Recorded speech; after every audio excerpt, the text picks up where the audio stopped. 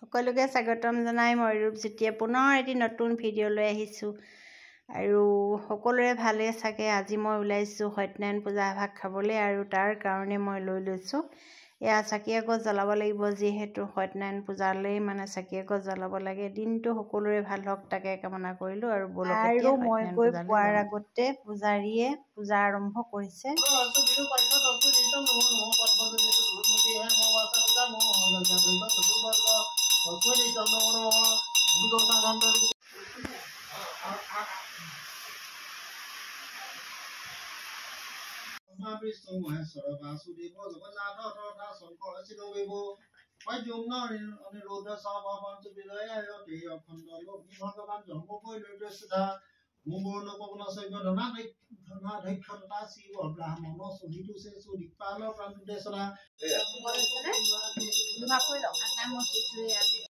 আৰু চাকি বন্তি আমি সকলোৱে জ্বলোৱাৰ পাছত চাহ খাবলৈ সকলোখিনি একেলগে বহিছোঁ আৰু পিঠা লস্কৰা মই দেখুৱাইছিলোঁ সেইদিনা আমি বনোৱা।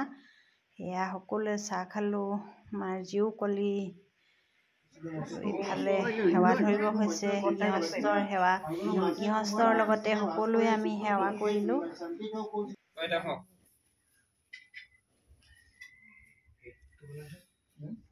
ইয়াৰ পাছতে আমি খাবৰ কাৰণে লুচি ভাজি যোগাৰ কৰিলোঁ।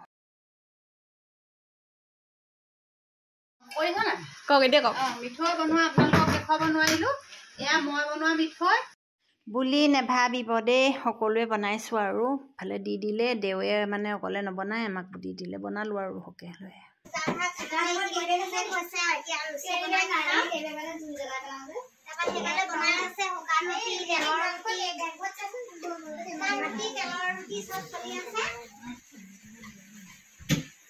আৰু মিনা কৈ দিছে যে মিঠৈ আমাৰ ঘৰত কেইটামান দিবলৈ, কাৰণ মই বনোৱা মিঠৈকেইটা ভাল হৈছে বুলি কৈছিলে আৰু সেইকাৰণে তাই নিদিব যে মই আগতীয়াকৈ কৈছোঁ।